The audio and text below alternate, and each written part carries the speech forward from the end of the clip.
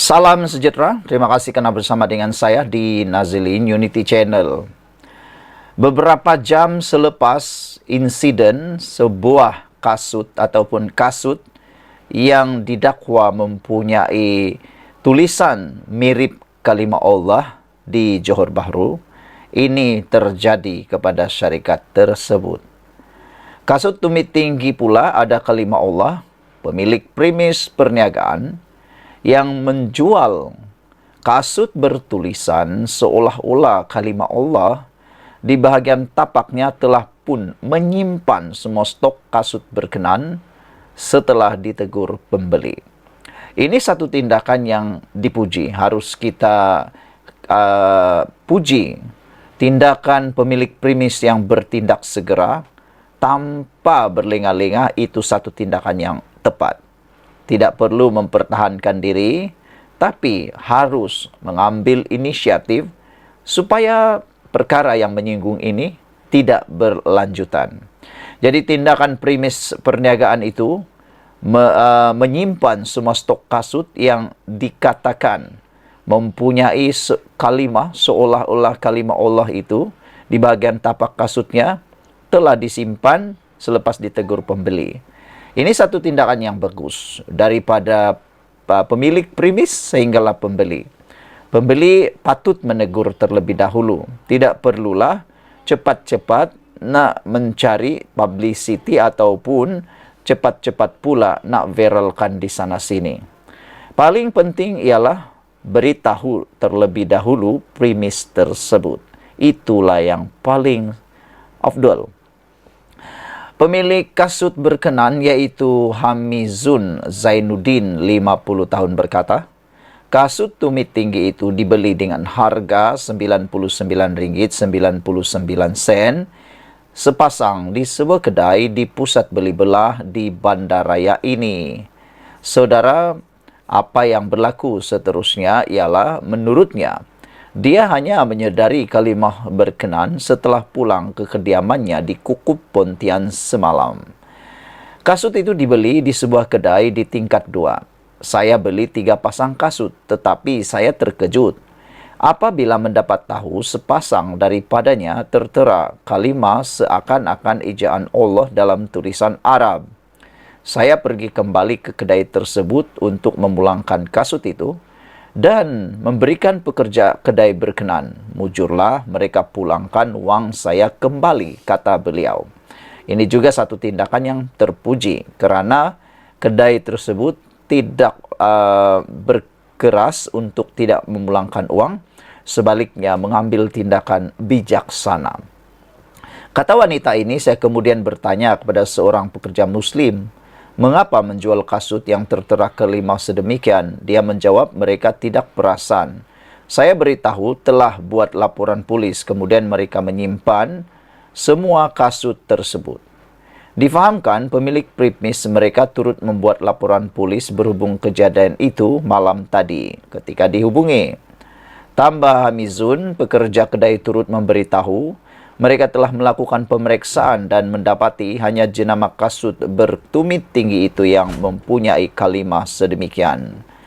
Apa yang mengecewakan saya menurut beliau adalah premis kedai itu tetap menjual kasut itu walaupun ada tertera kalimah sedemikian kerana dimaklumkan ada beberapa pembeli lain turut memulangkan kasut berkenan sebelum ini.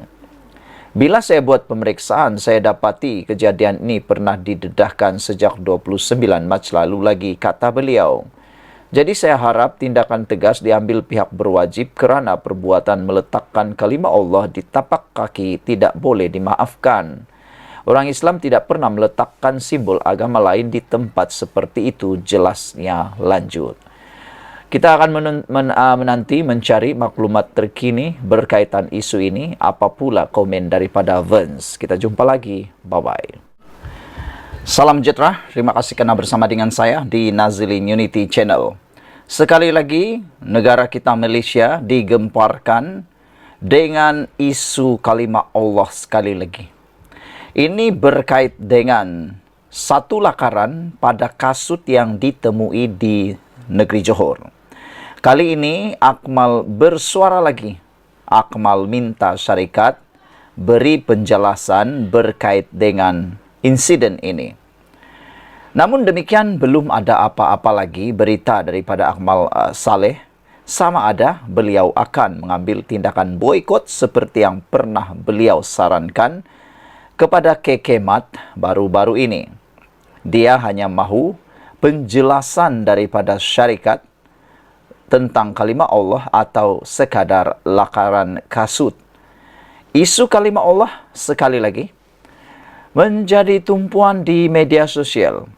Kali ini selepas lakaran menyerupai kalimah itu didakwa berada di tapak kasut sebuah jenama tempatan. Namun ada yang menyatakan grafik tersebut bukan menunjukkan kalimah Allah, sebaliknya ilustrasi kasut tumit tinggi. Dakwaan terhadap jenama tempatan yaitu Vance mula timbul di TikTok pada 23 Mac. Namun ia mengundang perhatian ramai hari ini apabila hantaran berkenannya dimuat naik satu pasangan di Facebook. Ia kemudian menimbulkan kemarahan dan gesaan boikot terhadap jenama itu. Ia turut menarik perhatian Ketua Pemuda UMNO Dr. Muhammad Akmal Saleh yang sebelum ini lantang menggesa boikot terhadap Kekemat. Berikutan penemuan stalking memaparkan kalimah Allah di sebuah kedai di Kekemat bulan lalu. Akmal berkata dia pada mulanya marah apabila mendengar tentang perkara itu. Namun dia membuat semakan terlebih dahulu untuk mendapat lebih banyak maklumat berkaitan. Saya terbaca satu hantaran yang memaklumkan ia adalah logo seperti kasut tumit tinggi dengan talinya sekali. Begitu juga dari pandangan mata saya. Ada logiknya, tetapi apa-apapun kita mendesak penjelasan segera daripada Vance berkenaan isu ini, katanya di Facebook. Katanya lagi, umat Islam di Malaysia tidak bertindak secara sembrono, sebaliknya bersangka baik terlebih dahulu. Jika tiada penjelasan daripada pihak anda, Vance, dalam tempoh 24 jam, jangan salahkan kami jika boikot terhadap produk anda pula selepas ini, kata Akmal Saleh. Kita kekal tenang, kata beliau, dan bersangka baik dan tunggu apa penjelasan syarikat, katanya. Malaysia kini telah menghubungi Vance untuk mendapatkan respon berkenaan perkara itu. Isu ini dibangkitkan di saat kemarahan terhadap Kekemat berhubung penjualan stalking tersebut belum pun reda. Setakat ini, 3 cawangan kedai serba neka itu telah berdepan serangan bom, iaitu di Perak, Pahang dan Sarawak. Saudara-saudara sekalian, ada beberapa komen daripada netizen berkait isu ini di ruangan Malaysia kini yang melaporkan isu ini. Ada yang berharap supaya tiada tindakan boikot diambil dan ada penjelasan jelas daripada Vance. Ada juga yang mengatakan, marilah kita berdoa supaya negara kita Malaysia tetap tenang, tetap aman, kata mereka lagi. Ada juga yang berharap supaya isu ini tidak dijadikan modal politik, kata mereka. Saudara-saudara sekalian, ada juga yang membuat gesaan supaya Akmal Saleh sekali lagi lantang untuk memboikot pula jenama kasut ini. Tapi seperti yang dinyatakan oleh Akmal, kata mereka bersangka baik dulu. Semoga apa yang diterangkan nanti mampu memberikan penjelasan dan pencerahan tentang isu itu. Kata yang lain lagi, mereka juga mahu supaya Akmal jangan terlalu bertindak tergesa-gesa. Mereka berharap Akmal lebih berhati-hati untuk kali ini. Saudara, itu isu yang memang kita harap dapat diselesaikan dengan segera. Sekian dulu untuk kali ini. Jangan lupa ikuti terus ulasan selepas ini. Salam sejahtera, terima kasih kerana bersama dengan saya di Nazilin Unity Channel. Dipetik daripada sabudin.com, tajuknya, Tuan Speaker janganlah bangga nak jadi Hassan Malik nombor 2. Dulu ketika era Barisan Nasional berkuasa, ada seorang menteri bernama Hassan Malik menerima kutukan yang agak lama berikutannya cadangan agar rakyat berhenti makan ayam ketika harga makanan itu mahal di pasaran. Sebaliknya, beliau meminta rakyat agar menukar kepada makan ikan atau daging. Idea Hassan Malik itu mendapat kecaman yang teruk kerana apa yang rakyat mahukan ialah agar kerajaan ketika itu, khususnya melalui Kementerian Perdagangan Dalam Negeri, Koperasi dan Kepenggunaan yang diterajuinya, melakukan sesuatu untuk menangani kenaikan harga ayam yang tinggi di pasaran. Lagipun mencadangkan rakyat makan ikan dan ayam lebih tidak munasabah kerana harganya jauh lebih mahal daripada harga ayam. Lalu, Hassan Malik pada waktu itu digelar sebagai Menteri Cap Ayam. Kini, episod yang hampir sama berulang kembali. Cuma kali ini bukan dilakukan oleh menteri tetapi oleh Speaker Parlimen. Speaker berkenan, Johari Abdul, mencadangkan rakyat agar menggantikan nasi dengan sumber karbohidrat lain seperti ubi kayu bagi mengatasi masalah kekurangan bekalan beras putih BPT di pasaran.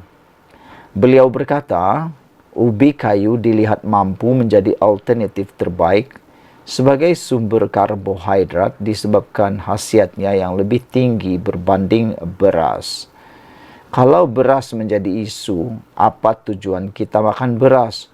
Untuk dapatkan karbohidrat, kata beliau. Saya rasa ada alternatif lain sementara kita nak selesaikan isu beras, yaitu makan ubi kayu, katanya. Adoi, kenapalah cadangan sebegini boleh dilontarkan? Dulu datuk nenek dan mak ayah kita dulu dah puas makan ubi kayu ketika zaman Jepun. Kenapa sekarang nak diajak rakyat berundur ke belakang semula? Kalau dicadangkan makan kentang dengan daging wagyu, kemudian kerajaan pula beri diskaun rahmah pada harganya, sedaplah juga telinga mendengarnya. Ini yang nak suruh rakyat makan ubi kayu. Ada berapa luas ladang ubi kayu di negara kita? Kalau ubi kayu sekadar ada ditanam di keliling rumah dan di tepi-tepi bendang, tak usahlah nak dicadangkan ia sebagai ganti beras. Munasabahlah sikit kalau ia pun sebagai Speaker Parlimen. Namun Johari ingin juga nak memberi cadangan dalam masalah yang dihadapi kerajaan. Janganlah bagi cadangan yang tak masuk akal. Bahkan dengan melontarkan cadangan begini, meskipun kononnya daripada pemikiran di luar kotak seorang speaker, ia sebenarnya lebih menyerlahkan ketidakmampuan kerajaan menangani kekurangan bekalan beras di pasaran. Sama seperti isu harga ayam mahal ketika zaman Hassan Malik jadi menteri dulu, yang mana apa yang dimaukan rakyat ialah agar kerajaan berbuat sesuatu menstabilkan harganya supaya dapat selesa dibeli oleh orang kebanyakan. Apa yang rakyat inginkan juga dalam masalah beras ini ialah kerajaan wajib mencari jalan mengatasi masalah bekalannya. Mencadangkan agar rakyat makan ubi kayu bukan saja tidak munasabah, bahkan terlihat pelik. Sama pelik ketika Hassan Malik mencadangkan makan ikan atau daging sebagai ganti ayam sebelum ini. Tuan Speaker yang dihormati, janganlah bangga nak jadi Hassan Malik nombor 2 di era kerajaan Madani ini. Ditulis oleh Sabudin Hussein. Sekian dulu untuk kali ini. Jangan lupa tinggalkan komen anda, tekan butang subscribe. Kita jumpa lagi. Bye-bye. Salam sejahtera. Akhirnya, SKMM siasat 4 individu dalam memfitnah kerajaan kononnya tidak membuat atau tidak melaksanakan tilawah Al-Quran di Malaysia tahun ini. Dipetik daripada Harapan Daily, SKMM siasat 4 individu, beberapa lagi akan dipanggil. SKMM kini sedang menjalankan siasatan berhubung penyebaran kandungan palsu melibatkan penganjuran Majlis Tilawah dan Hafazan Al-Quran peringkat kebangsaan dan antarabangsa bagi tahun ini. SKMM dalam kenyataan memaklumkan penyebaran kandungan itu dikesan berlaku di aplikasi media sosial Facebook menerusi beberapa akaun. Semalam, 4 daripada beberapa pemilik akaun Facebook yang disyaki membuat penghantaran kandungan itu telah dipanggil untuk disoal siasat dan merakam keterangan oleh SKMM. Semua maklumat yang dimuat naik oleh mereka telah direkodkan sebagai bahan bukti untuk siasatan dan tindakan lanjut, kata Suruhanjaya itu. Menurut SKMM, pihaknya juga akan memanggil beberapa lagi individu lain bagi membantu siasatan. Kes terlibat disiasat di bawah Akta Seksyen 233 Akta Komunikasi dan Multimedia 1998 Akta 588 yang memperuntukkan hukuman denda maksimum RM50.000 atau penjara sehingga setahun atau kedua-duanya sekali jika sabit kesalahan. Justru dengan itu, orang ramai diingatkan agar tidak menyalahgunakan perkhidmatan rangkaian dan perkhidmatan aplikasi dalam talian untuk menyebarkan sebarang kandungan tidak sahih atau palsu. Sejak beberapa hari lepas, tular dakwaan oleh beberapa pemilik akaun terutamanya di laman Facebook dan X. Kononnya, Malaysia tidak lagi menganjurkan pertandingan tilawah Al-Quran dan hanya fokus kepada penganjuran konsert. Bagaimanapun, Timbalan Menteri di Jabatan Perdana Menteri Hal Ehwal Agama, Dr. Zulkifli Hasan menepis dakwaan berkenaan. Beliau berkata, Jabatan Kemajuan Islam Malaysia, JAKIM, telah menetapkan Majlis Tilawah dan Hafazan Al-Quran peringkat kebangsaan. Akan diadakan pada 23 hingga 28 Mei ini di Kuantan, Pahang. Manakala katanya Majlis Tilawah dan Hafazan Al-Quran peringkat antarabangsa pula diadakan pada 5 hingga 12 Oktober tahun depan. Saudara-saudara sekalian, salah satu lagi pesan daripada SKMM ialah kalau nak siarkan apa-apa maklumat di Facebook atau di laman sosial, cuba-cubalah rajin-rajin terlebih dahulu cari maklumat yang tepat. Kan sekarang ini maklumat di hujung jari. Cuba-cubalah type dahulu sebelum menyebarkan.